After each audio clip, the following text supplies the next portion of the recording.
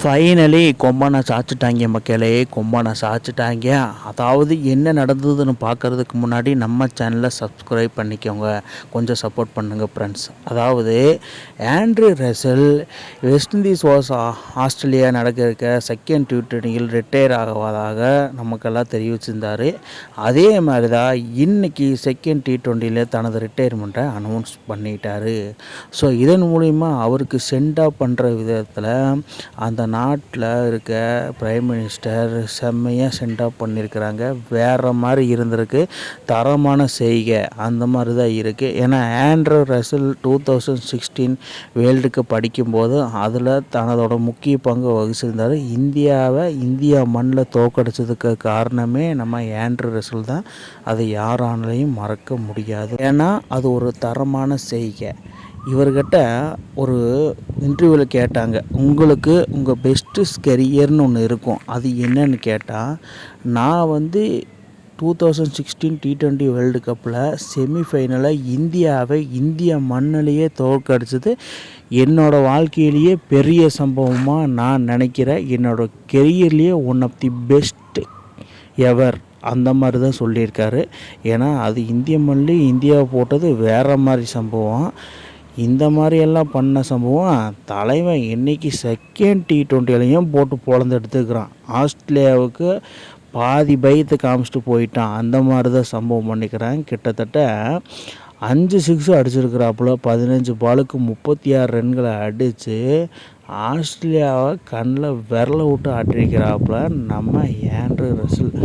ஒரு சைடில் Andrew Russell retire ஆகுது யாரானாலும் ஏற்றுக்க முடியாட்டியும், இன்னொரு சைடு பவுலரில் டப்பஸ்ட் பவுலர்லாம் இருப்பாங்கள்ல, அவங்கெல்லாம் ஹாப்பியாக ஃபீல் பண்ணுவாங்க.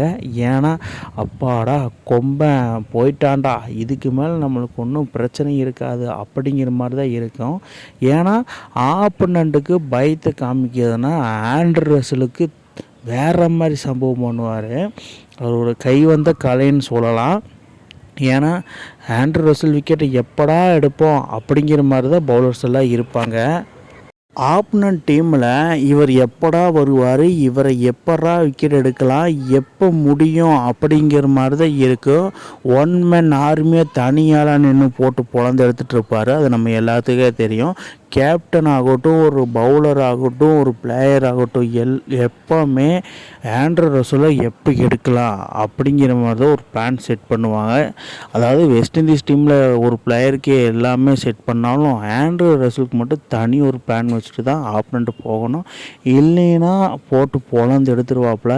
இவர் வெஸ்ட் இண்டீஸ் டீமுக்காக மட்டும் இல்லைங்க, அதாவது எல்லா T20 பிரான்சைஸ்லும் தலைவன் வேறு லெவலில் பர்ஃபார்மன்ஸ் பண்ணியிருக்கிறான். அது பர்ஃபார்மோ ஒன் மேன் ஆர்மியை போட்டு பர்ஃபார்ம் பண்ண காலமெல்லாம் இருக்குது. அதெல்லாம் நம்ம மறக்க முடியாத தருணங்கள். ஏன்னா அந்த மாதிரி சம்பவம் பண்ணுவார் ஆண்ட்ரூ ரசல். அப்பாடா ஒரு கொம்பை முடிஞ்சாண்டா அப்படிங்கிற மாதிரி தான் இருக்குது. மாலைகளும் மண்ணில் விழும்போது வேங்கை வாழ்ந்த காட்டிலே வேங்கை நீரை பிடும் கதையா. அந்த வேங்கை வாழ்ந்த காட்டிலே வேங்கை யார் நிரப்பாவாங்கன்னு தெரியல. வெஸ்ட் இண்டீஸின் டீமுக்கு இது ஒரு பெரிய இழப்புன்னு சொல்லணும். ஏன்னா ஆண்ட்ரூ ரசல் இல்லாத ஒரு வெஸ்ட் இண்டீஸ் டீமாக பார்க்க முடியாத.